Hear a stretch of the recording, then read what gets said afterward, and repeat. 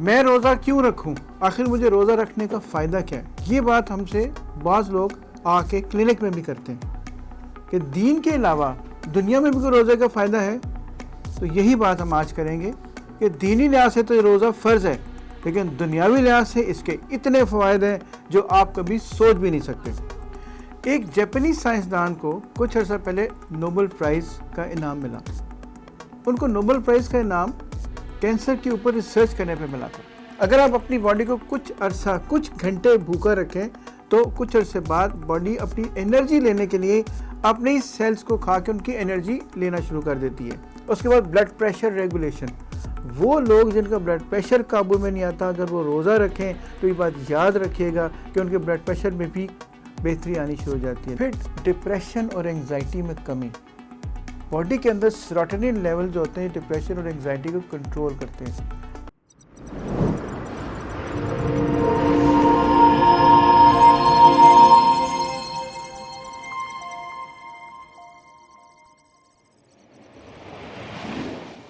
मेरा नाम है डॉक्टर शहजाद करीम। मैं हूं आपका लाइफ हेल्थ कोच। मैं Ozone clinic, Singapore medical centre, Allama Iqbal town Lahore और IMC hospital DHA phase 5 Lahore में अपने फ़राइज़ सर अंजाम दे रहा हूँ। आज हम बात करेंगे रोज़े के फ़वाइद के बारे में। एक जापानी साइंसदान को कुछ अर्सा पहले नोबेल प्राइज़ का इनाम मिला। उनको नोबेल प्राइज़ का इनाम कैंसर के ऊपर रिसर्च करने पे मिला था। उन्होंने पूछा, आपने क्या रिसर्च की जिससे ऊपर आपको इतना बड़ा दुनिया का इनाम मिला? उन्होंने कहा कि मैंने एक ऐसा तरीका ढूंढा है जिससे कैंसर में कमी वाक़ई हो सकती है और बल्कि कैंसर से बचा जा सकता है। मैंने कहा, जी वो क्या किया आपने? उन्होंने कहा, जब मैंने रिसर्च की तो पता ही चला अगर आप अपनी बॉडी को कुछ घंटे भूखा रखें तो कुछ अरसे बाद बॉडी अपनी एनर्जी लेने के लिए अपने ही सेल्स को खा के उनकी एनर्जी लेना शुरू कर देती है। इस सारे प्रोसेस को ऑटोफेगी कहते हैं।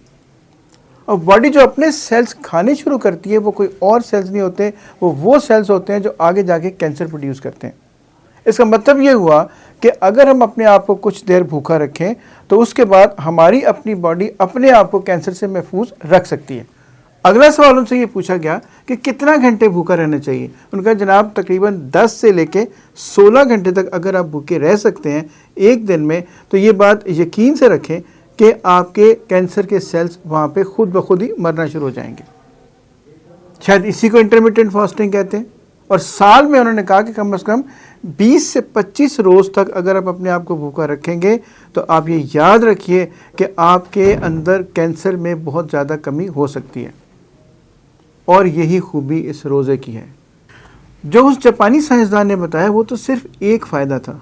बीइंग ए डॉक्टर में आपसे और बहुत सारे फ़ायदे डिस्कस कर सकता हूँ जो हमें रोज़ा रखने के बेतहाशा फ़वाइद हो सकते हैं, जो हमारी बॉडी को एक नई ज़िंदगी दे सकते हैं।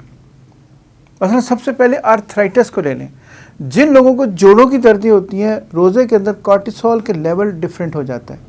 इससे क्या होगा कि जोड़ों की दर्दें कम होना शुरू हो जाती है, क्योंकि इसमें इन्फ्लेमेशन या सोजिश में कमी आती है। एक बात याद रखिए, चाहे हमारी छोटे जोड़ हों चाहे बड़े जोड़ हों, इनके अंदर सोजिश की वजह से दर्दें होती हैं। रोज़े के दौरान इन सोजिश में जब कमी आएगी तो जोड़ों की दर्दें भी बेहतर होना शुरू हो जाएंगी। फिर डिटॉक्सिफिकेशन, यानी बॉडी के अंदर एक ऐसा अमल किया जाता है इसमें तमाम फासिद मादे जो हैं वो निकलना शुरू हो जाते हैं, और उसके लिए भी हमें भूखा रहना ज़रूरी है। बॉडी तमाम फासिद मादों को निकालेगी तो बॉडी डिटॉक्सिफाई हो जाएगी। ये समझे कि सारी की सारी बॉडी फिल्टर हो जाएगी। इसका मतलब ये होगा जो बॉडी पाक और साफ़ होना शुरू हो जाएगी। फिर वो लोग जिन लोगों का हाजमा ख़राब रहता है, मैदे को रेस्ट मिलता है, जब आप 16-18 घंटे रोज़ाना 30 दिन भूखे रहेंगे तो आपके मैदे को भी रेस्ट मिलेगा। जब मैदे को रेस्ट मिलेगा तो वो काम अच्छी तरह से करेगा। जब काम अच्छी तरह से करेगा तो वो तमाम लोग जिनको मैदे के मसले रहते हैं, जिनको कब्ज़ रहती है या कोई और मसाइल रहते हैं, वो तमाम चीज़ें भी ठीक होना शुरू हो जाती हैं। फिर हमारे टेस्ट बर्ड्स को भी इस दौरान रेस्ट मिलता है। इसका मतलब ये हुआ कि हमारे जायके की जो हिस्स है वो बेहतर होना शुरू हो जाएगी। हमें चीज़ों का जायका अच्छा महसूस होगा, हमें चीज़ों का खाने का भी ज़्यादा मज़ा आएगा, हम चीज़ों को एंजॉय ज़्यादा करेंगे। इसके बाद इम्यूनिटी, इंक्रीज इम्यूनिटी, इसका मतलब क़ुव्वत मुदाफ़ियत। जब आप भूखा रखते हैं तो बॉडी के अपने सेल्स क़ुव्वत मुदाफ़ियत को बढ़ाना शुरू कर देते हैं। यानी इसका मतलब ये हुआ कि बॉडी की इम्यूनिटी बढ़ जाएगी, बॉडी की ताकत बढ़ जाएगी, बॉडी की क़ुव्वत बढ़ जाएगी। वो तमाम बीमारियों से या किसी भी बाहर से आने वाली बीमारी का वो अच्छे तरीके से ज़्यादा मुकाबला कर सकेगी। सो इम्यूनिटी बढ़ाने के लिए भी रोज़ा बेहतरीन चीज़ है। उसके बाद ब्लड प्रेशर रेगुलेशन। वो लोग जिनका ब्लड प्रेशर काबू में नहीं आता, अगर वो रोज़ा रखें तो ये बात याद रखिएगा कि उनके ब्लड प्रेशर में भी बेहतरी आनी शुरू हो जाती है। लेकिन एक बात याद रहे, जो भी डॉक्टर ने आपको दवाई दी गई है, चाहे वो सहर के वक्त है या वो अफ्तार के वक्त है, वो दवाई लेनी नहीं भूलनी है। लेकिन ये यकीन रखें, जैसे ही 1 महीना गुजरेगा आपकी दवाई में भी कमी आनी शुरू हो जाएगी। लेकिन आपने एहतियातें सारी जारी रखनी है। सिर्फ रोज़े का मतलब सिर्फ रोज़ा रखने के बाद ढेर सारी अफ्तारी या उसके बाद सुबह ढेर सारी सहरी करना नहीं है। आपने उन चीज़ों पे भी काबू रखना है ताकि आपके ब्लड प्रेशर को भी कंट्रोल किया जा सके। इसी तरह शुगर लेवल है, जिन लोगों को डायबिटीज़ है, जिन लोगों की शुगर बहुत ज़्यादा होती है, अगर वो अपनी सैर रफ्तार पे काबू रखें और बाकायदगी से रोज़े रखें, अगर उनके डॉक्टर ने उनको इजाज़त दी हुई है, तो उससे भी उनके शुगर लेवल में बेहतरी आनी शुरू हो जाएगी, शुगर का लेवल कम होना शुरू हो जाएगा और डेफिनेटली उनकी दवाई भी कम होना शुरू हो जाती है। फिर डिप्रेशन और एंग्जाइटी में कमी। बॉडी के अंदर सेरोटोनिन लेवल जो होते हैं डिप्रेशन और एंग्जाइटी को कंट्रोल करते हैं, और रोज़े के दौरान आपका जो सेरोटोनिन का लेवल है वो बढ़ जाता है। इससे डिप्रेशन और एंग्जाइटी दोनों में कमी आती है। आपकी ज़िंदगी खुशगवार हो जाएगी, आप खुश रहना शुरू करेंगे, आपकी ज़िंदगी में से डिप्रेशन का ख़ात्मा होना शुरू हो जाएगा। फिर ब्रेन पावर, ये बहुत ज़रूरी चीज़ है। एक बात याद रखिए, आपके सामने खाना पड़ा हुआ है, आपके सामने दुनिया जहान की नेमत पड़ी हुई है, लेकिन सिर्फ अल्लाह के हुक्म की वजह से आप अकेले होने के बावजूद उसको हाथ भी नहीं लगाते। ये चीज़ें आपकी ब्रेन पावर को बढ़ाती हैं, ये चीज़ें आपकी दिमाग की ताकत को बढ़ाती हैं, ये चीज़ें आपकी क़ुव्वत फ़ैसला में इजाफ़ा करती हैं, ये चीज़ें आपकी खुद एतमादी में इजाफ़ा करती हैं, और यही वो चीज़ें हैं जो आपको रोज़े में मज़ीद फ़ायदा दे सकती हैं। फिर वो लोग जो किसी किस्म के नशे में मुब्तला है, मसलन कोई सिगरेट पीता है, कोई पान खाता है, कोई नस्वार लेता है या किसी किस्म का कोई और नशा करता है, लेकिन अल्लाह के हुक्म की वजह से वो उस दौरान कुछ भी नहीं लेते। इसका मतलब है कि उनको अल्लाह ने इतनी ताकत दी हुई है कि अगर वो चाहें तो ये तमाम नशे छोड़ सकते हैं। लिहाजा इस समझें कि इस किस्म का ये रिफ़्रेशर कोर्स है जो आपको ये बताता है कि अगर आप थोड़ी सी हिम्मत करें, अगर आप 30 दिन ये नशावर चीज़ें नहीं लेते तो बाकी दिन ज़िंदगी के बाकी 11 महीने आप नशा क्यों करते हैं। तो बहुत सारे लोग इसी रोज़े की बरकत से तमाम अपने नशे भी छोड़ देते हैं। लिहाजा एडिक्शन के लिए भी रोज़ा एक बहुत ही ज़्यादा फ़ायदेमंद चीज़ है। फिर नींद के मतलब आपको ने ये सुना होगा कि लोग ये कहते हैं जनाब कि रोज़े में तो मेरी नींद भी ख़राब हो जाती है, नींद मेरी कम हो जाती है, नींद में टाइम पे सो भी नहीं सकता। लेकिन एक बात आपने कभी गौर की है कि आपकी नींद की क्वालिटी कितनी अच्छी हो जाती है। ख़ास तौर पे वो लोग जो नमाज तरावी अदा करते हैं, जब 20 तरावी अदा करने के बाद थकावट से जब बेड पे लेटते हैं तो चाहे आप 2 घंटे के लिए लेटे, आपको पता ही नहीं चलता कि मैं कहाँ पे हूँ।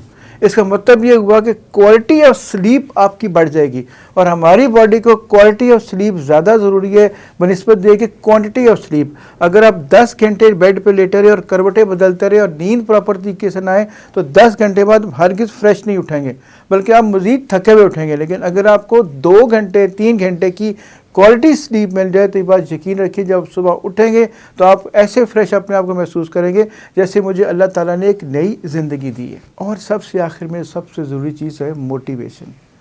रोज़ा आपको एक नई मोटिवेशन देता है, रोज़ा आपको एक नई ताकत देता है, रोज़ा आपको एक नई एनर्जी देता है, रोज़ा आपको एक नई खुद एतमादी देता है। सो ये वो रोज़ा से बेहतरीन मोटिवेशन क्या होगी कि आपको ये पता है कि मैंने अपने ऊपर एतमाद करके कुछ खाना पीना नहीं है, अपने ऊपर एतमाद करके वो तमाम चीज़ें जो अल्लाह ने जायज़ कर दी हैं वो भी मैंने काम उस दौरान नहीं करने हैं। ये मोटिवेशन देता है कि अल्लाह ताला के करीब रहेंगे तो अल्लाह आपकी ज़िंदगी में कितनी बरकतें डाल देता है, और यही वो मोटिवेशन जो सारा साल जारी रहनी चाहिए।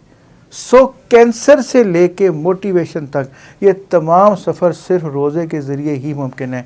चाहे हमने अपना वेट कंट्रोल करना हो, चाहे हमने अपनी शुगर कंट्रोल करनी हो, चाहे हमने अपनी नींद कंट्रोल करनी हो, या हमने अपनी डिप्रेशन को कंट्रोल करना हो, इन तमाम सवालों का जवाब सिर्फ रोज़ा है।